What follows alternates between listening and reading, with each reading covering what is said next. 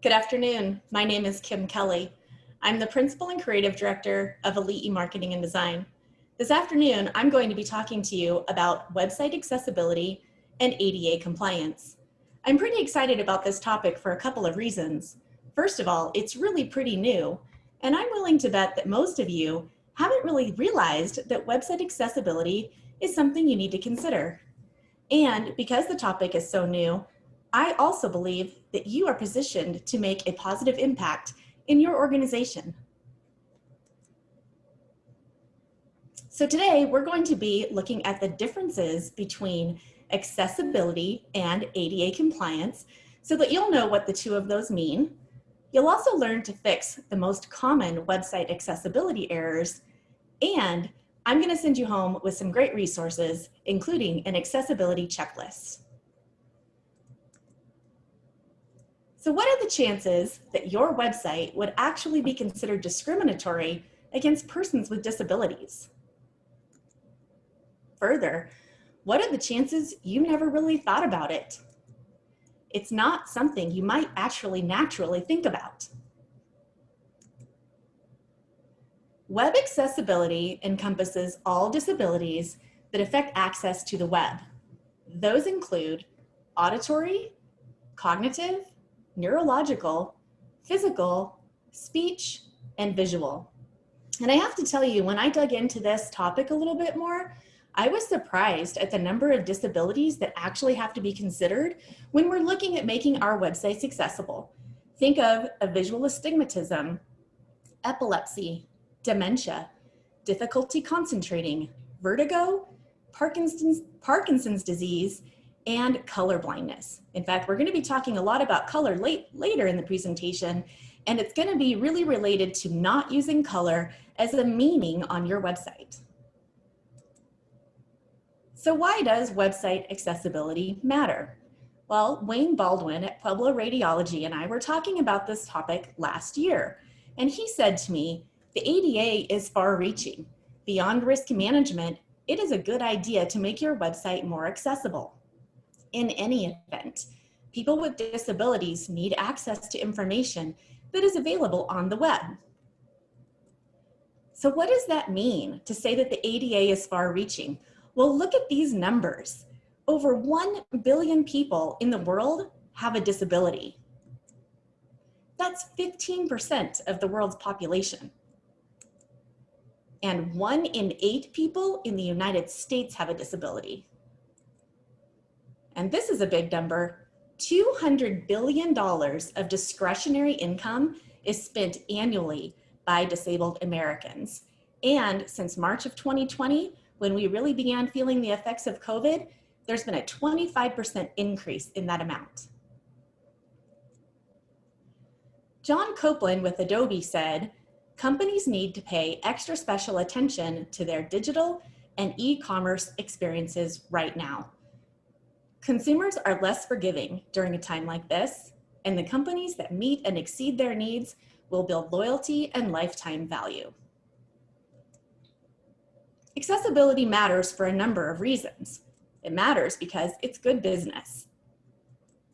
It also allows your organization to reach people with and without disabilities. It's definitely good for SEO, and when we get into some of those tactics for fixing errors on your website, you'll see how it can improve your website's findability on the internet. It increases revenue opportunities, and the big one, in many cases, it is legally required.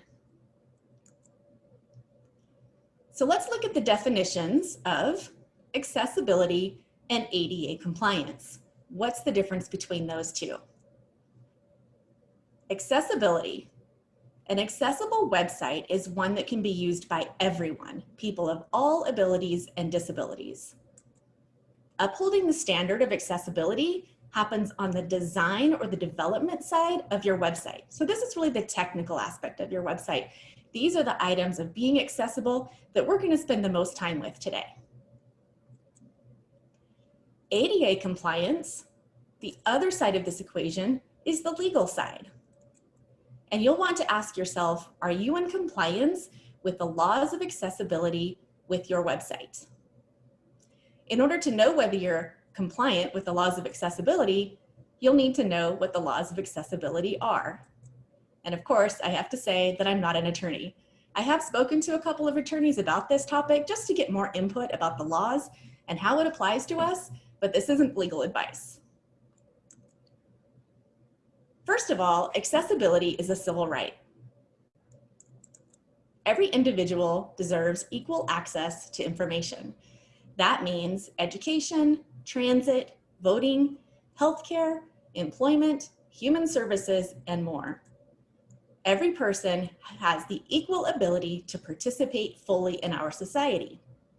There are a couple of laws that I want to mention specifically as it relates to our topic. The first of the accessibility laws is the Rehabilitation Act of 1973. There's Section 504 and Section 508. Section 504 essentially says that no person can be denied benefits or be subjected to discrimination under any program or activity receiving federal financial assistance.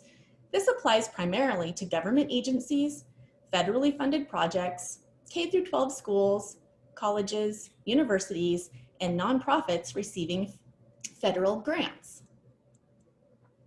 Section 508 of the Rehabilitation Act states that the federal government is barred from procuring electronic and informative technology goods and services, including website design, that are not fully accessible to those with disabilities. So beginning with this one, if a person wanted to file a complaint under Section 508 of the Rehabilitation Act, they have three choices. They can file an administrative complaint with the agency they believe to be in violation of Section 508.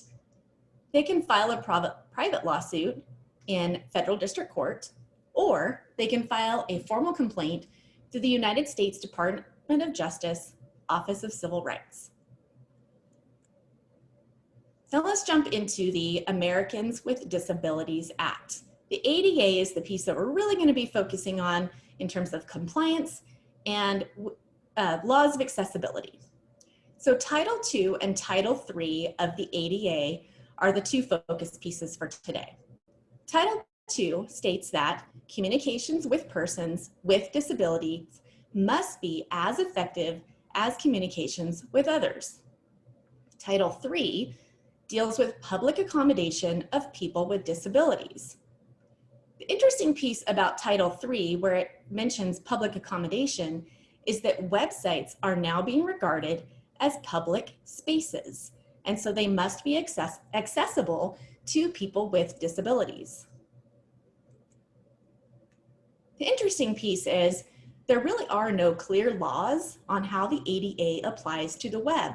There are no specific regulations, but an increasing number of lawsuits have been filed and won under the ADA. In fact, 2,235 lawsuits were filed in 2019. The total number of ADA web and app accessibility filed cases reached 1 per hour in 2018 and held pretty strong in 2019. Now, I do want to share a little bit of good news with you, and that is that as I uncovered more in this topic, I learned that many of these lawsuits were repeat lawsuits. So they were either multiple lawsuits against the same company for the same problem. They weren't individual organizations. So this entire count doesn't mean that over 2,000 organizations had lawsuits filed against them in 2019. So I want to go through a few notable ADA website lawsuits. There are quite a few that you can research and look into the details, and you'll find that as we go through these, there's pretty much a common theme. And this, again, is what we're really going to be talking about when it comes to learning how you can make sure your website is accessible. So some of those lawsuits: Domino's Pizza, the Fox News Network, Nike and Converse, Hulu, and the grocery store chain Winn-Dixie. Let's look at Domino's first. In 2016, Domino's Pizza website and mobile app did not work with screen reading software. A blind man sued Domino's after he was unable to order food on Domino's website and their mobile app despite using his screen reading software.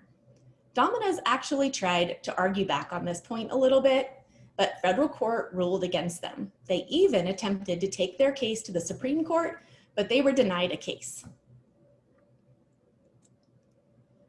In 2018, Luke Bourbon, who is visually impaired, filed a lawsuit against the Fox News Network. He claimed that their website didn't comply with the ADA. He was visually impaired and claimed that he could not access certain goods and services on their website. Therefore, it was determined that the Fox News Network website was in violation of civil rights and the ADA. In this situation, the website lacked alt text, images with proper links, and had empty links. Now we're going to be getting into those more, but just listen to the next few cases, and again, you'll see that common theme. In 2017, an individual sued Nike.com and Converse.com for inaccessibility for the visually impaired. Again, on these websites, there were no alt tags and there were empty links. This case reached a settlement and was dismissed. In 2016, the National Association of the Deaf brought a case against Hulu. The NAD claimed that Hulu's streaming service lacked closed captions for the deaf and hard of hearing. It indicated that Hulu was discriminating against those who are blind and visually impaired by not providing an audio description on any of their movies and TV shows. The interesting piece about this is that the statement didn't ask Hulu for monetary damages, they just requested equal access. So Hulu complied, and they were required to adhere to caption quality. They also opted to include closed captions on all of their full-length programming.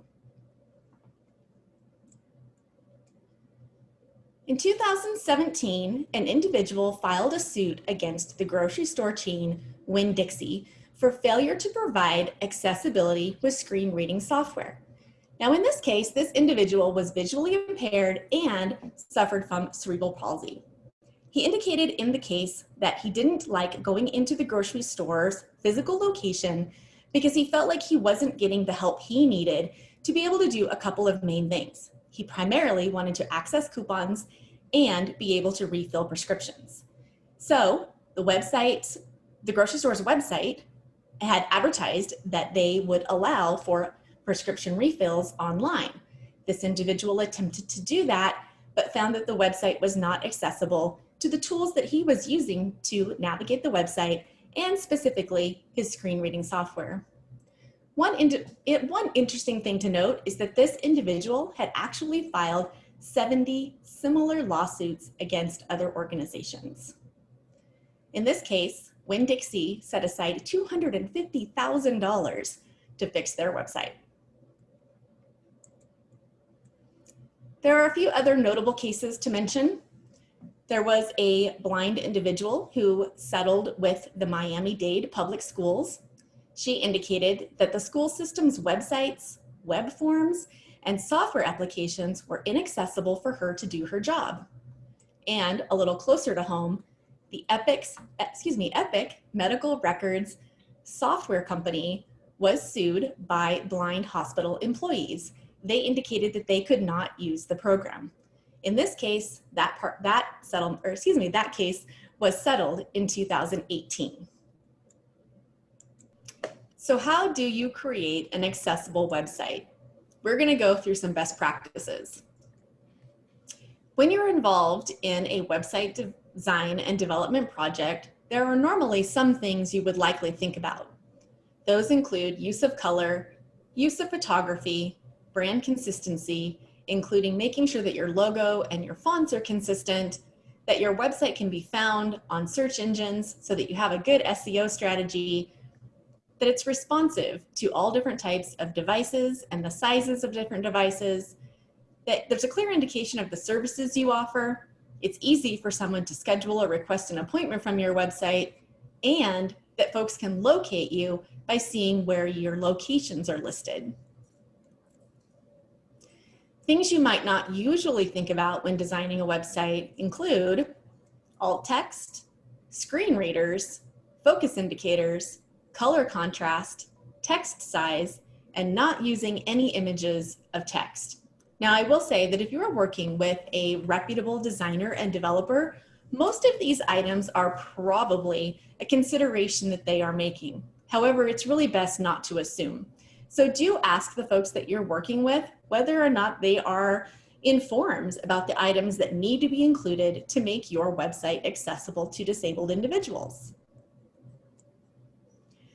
There's an acronym that will help you remember what you need to do to make your website accessible. That acronym is POUR, P-O-U-R, and it stands for Perceivable, Operational, Understandable, and Robust. Perceivable means that a user can identify content and elements with their senses, like sight, sound, and touch.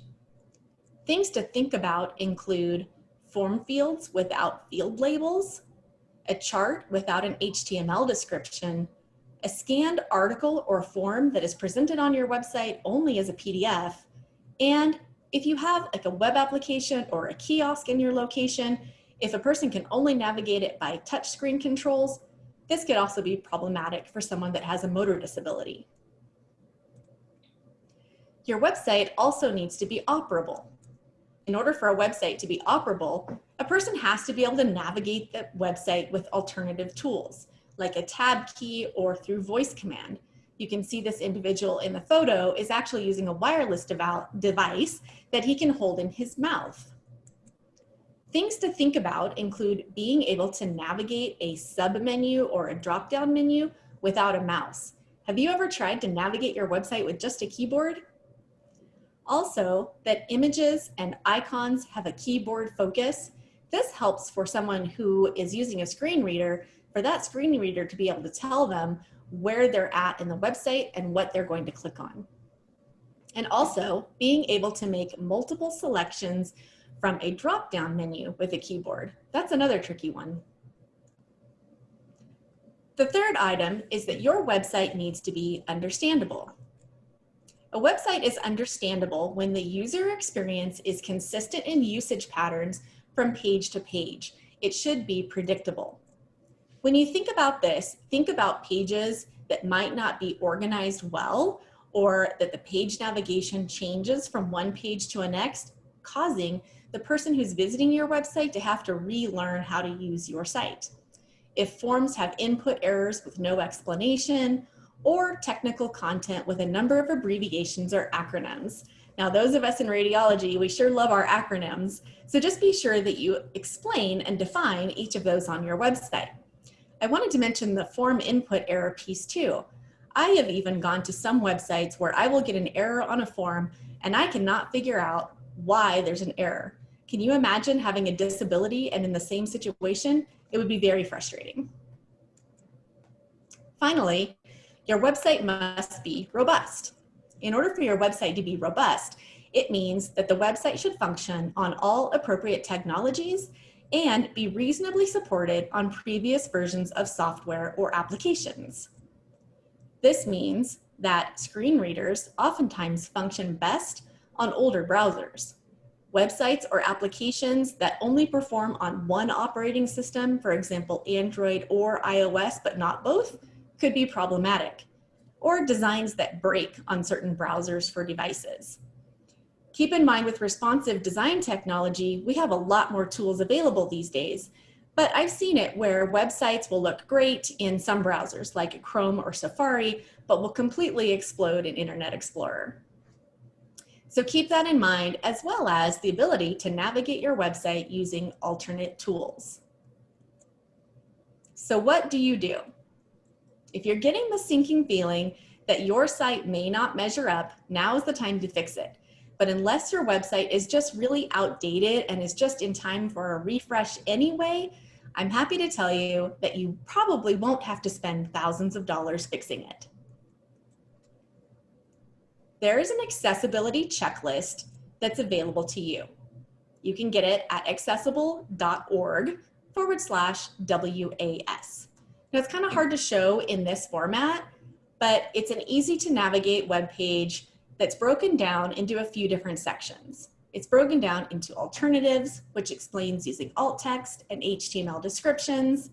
It talks about presentation, which is the order of your content and of your pages, use of color, and the ability to zoom text to 200%, user control, including those alternate tools we've talked about, like keyboard control, making the website understandable, including page titles, good link text and focus indicators, and that it's predictable, meaning that it's consistent from page to page, form fields are labeled, and that if there's an error, there's a clear indication of what that error is. This graph shows the most common accessibility errors. The top 1 million websites were surveyed, and it shows 85% of those websites have color contrast errors on them. 68% of those websites are missing alt text. We're going to talk about most of these common errors and how to fix them, but I do just want to mention the missing language declaration at 33% on this graph. There is a way for your developer to put a declaration in the coded side of your website that indicates what language your website is in. So if you have, for example, Spanish pages on your website, they can code it in a way that a screen reader will tell the visitor, this is a Spanish website. The remainder of these are fortunately quick fixes. Alt text for screen readers, a color contrast ratio of 4.5 to 1, links that have 2 focus indicators, text size that is zoomable and you're not using images of text, and that the website is consistent in design for user interface and user experience. So let's talk about each one of those. Alt text. Simply put, it is a sensible, plain English explanation of what an image on your website represents. So this is a snippet on the screen of the WordPress media library, and you can see circled in red that you have a place where you can enter the alt text. So the girl playing soccer is simply described as a teenage girl playing soccer. This allows a screen reader to read that text and tell a disabled person what they're looking at. Color contrast ratio. I'm going to spend a little bit longer on this one for a couple of reasons. For one, I find it incredibly interesting and a little bit deceiving which colors pass the color contrast ratio and which don't, and also because it's the biggest offender on most websites. So color contrast ratio, in order for a website to be accessible, needs to be 4.5 to 1. In this example on your screen, I've chosen a medium blue. This blue on white just barely passes the 4.5 to 1 ratio. If I were to change that a little bit by making that blue a little lighter or the background slightly gray, it would actually reduce the contrast and it would no longer pass. Here are a few more examples. Pure red, which seems very bright on the screen, is actually low. It only has a 3.99 to 1 ratio. This green color, which seems equally bright, is actually very low with a 1.37 to 1 ratio. It's my understanding that folks with color blindness have problems really seeing reds and greens, which is probably why these come in at a non-passable scale. The blue, on the other hand, which seems like an equally bright color to the red and the green, passes with flying colors. It has an 8.59 to 1 ratio. Here are a few samples that I just chose from some websites that I came across, and I thought it was kind of interesting that this medium green and blue are really popular colors right now. A lot of the websites I went to had very similar colors. And there's very small variances between the ones that are acceptable and the ones that are a little bit too low on the color contrast scale. So those under the acceptable side, you can see that they're a little brighter, they're a little bigger, they're a little bolder. The locations text in blue, actually that color is a little bit light and didn't actually pass the color contrast ratio. However, because it's large text, it fits one of the exceptions and so it's fine. Same thing with the words less in orange. They're actually a little low on the color contrast scale, but because they are bold and large, they also pass. In the column with the examples that are a little bit too low, it wouldn't take much to fix them. The green with white text, if you just changed the density of those colors a little bit, they would pass. The text that reads MRI is just a little bit light. It's a thinner font and not quite as bright or dark as it could be. So adjusting either one of those, making the text a little bit more bold or the color more dark, would allow it to pass. And then same thing with the other two. They just need to have the density of the color, either the background color or the foreground color, shifted a tiny bit to make them work. So looking at those exceptions that I mentioned, large text is one that will help you get a pass depending on the color that you're using. Text that is 18.66 pixels or larger and bold will allow a color to pass. Text that is purely decorative on your website, meaning that it doesn't have a meaning on your website. It's just text that you're using as part of design. It always gets a pass, and our logos get a pass. They're also part of the exception. So let's talk a little bit about focus indicators and what those mean. Focus indicators are used for text links inside a body of text. So this isn't referring to header navigation or footer navigation. It's talking about links within a paragraph of text. And those links must stand out from normal text through at least two of the following markups. They must either be underline, bold, italics, or color. So keep in mind, it needs two of those. So if you look at the links that I've provided as an example, each of these have at least two of those focus indicators, and in some cases, three. The blue text that is italic and underlined has three of those focus indicators. All of the others have two. Looking at empty links and empty buttons, and what does this mean? Empty links refers to links that are simple text like click here or read more or get details. A screen reader can't accurately read this and help a disabled person know exactly what they're clicking on and where it's going to take them. So use descriptive links in your text. Not only is it good for screen readers, but it's actually also really good for SEO. So in this example, it's using a link that says learn more about accessibility, which is perfect, instead of a link that says click here. And then there are icon generators that developers can use these days that help them generate simple and very common icons like social media icons. So in this example, I'm showing a Facebook, Instagram, and Twitter icon. A developer has the ability to add a description with the icon generator to these icons on the coded side of your website.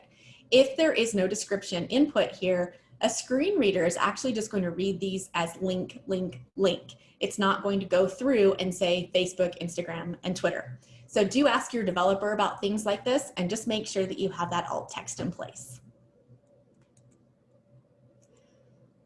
Okay, another one of those items was zoomed text. This is actually more of an old school problem. We don't see this quite as much as we used to. However, if your website is outdated or if it's using plain HTML, this may still be an issue that you could see on a website. A website needs to be able to be zoomed up to 200% of its regular text size. And when you zoom it up to 200%, it's possible that elements will overlap each other. Now that responsive design technology has come along, this is why we really don't see this problem as much anymore, because when a website device size or website is zoomed, device size goes up or down, those elements on the page are told through code to line up differently. So they'll shift on the screen. And so you really don't see things that will overlap things as much as they used to. But again, something to be aware of, give it a try, and certainly ask about it. And then the final item in our quick fix list is to not use images of text. In this example, it shows an image which would be used as a slider on a website. It has a picture and it has text on top of the image, and the entire image was saved to the website. This is inaccessible, and the reason is because for two things. One, if you enlarge it, when we were talking about enlarging up to 200% on the previous screen, if you enlarge it, it becomes blurry. I can barely read what that text says.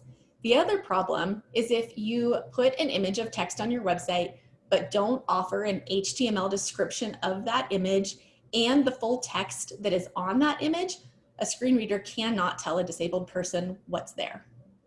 So best practices, just don't use images of text, work with a good developer, and that person will be able to help you get your text on your image look exactly like you want it to. So how can you find out if your website stacks up? There is a tool available to you at the wave.webaim.org website. And this is a pretty neat tool. You might actually have too much fun just playing with it. What it will do for you is it will help you determine whether your site can be navigated using only a keyboard and no mouse. It will also show you how well a screen reader can navigate a website. It'll also show you things like link errors, empty buttons, color contrast errors, as well as a number of other things. So I'm going to show you a couple of examples of those. And I really didn't mean to pick on ice cream, but it just seemed like it was an easy target in this case. So the Tillamook ice cream website, surprisingly to me, isn't a very attractive website to begin with, but it just has a ton of errors on it.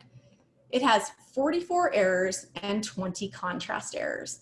In this case, the primary result of the 44 errors is it has form errors and drop-down menu errors. So there are filters at the top where a person could select the flavor that they're looking for, but there's no keyboard focus or keyboard indicator to be able to select from that list. And then each of those color tiles that you see with the ice cream flavors, they also lack keyboard focus. So if you are trying to use a keyboard only to navigate through this website, you really have no idea where you are. And then there's a whole bunch of contrast errors on this website as well. And then it's also missing the alt text behind these images. So if you run through the testing tool and put this URL in that form, it'll show you, it'll just kind of pop up with all sorts of red errors on this website. Similarly, the Blue Bunny website, also ice cream, it's a much more attractive website. It has fewer navigation errors. It has 13 navigation errors. And I'm going to mention a little bit about those. A lot of those do just have to do with keyboard focus, but it has a bunch of contrast errors. So the color contrast error rate on this website is 42, which is pretty high. Again, those are quick fixes. So these are easy generally for folks to go back and fix.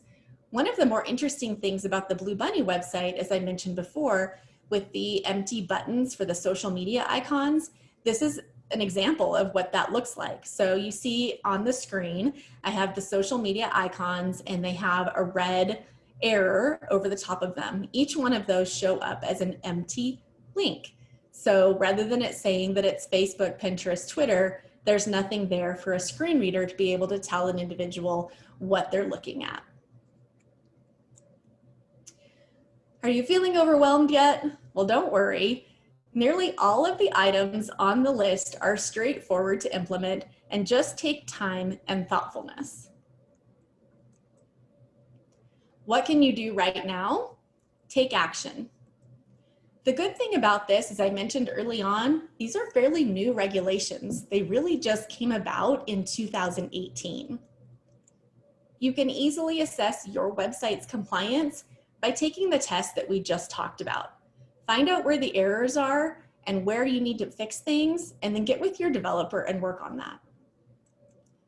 There really are no excuses for not being aware, or that you're working on it, or that you just hired someone.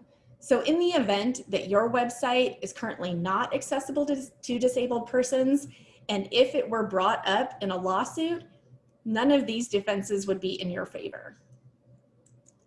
And I would say that it's okay to start small, but because most of these items are quick fixes, I think it would be fairly easy for you to take care of most of them rather quickly.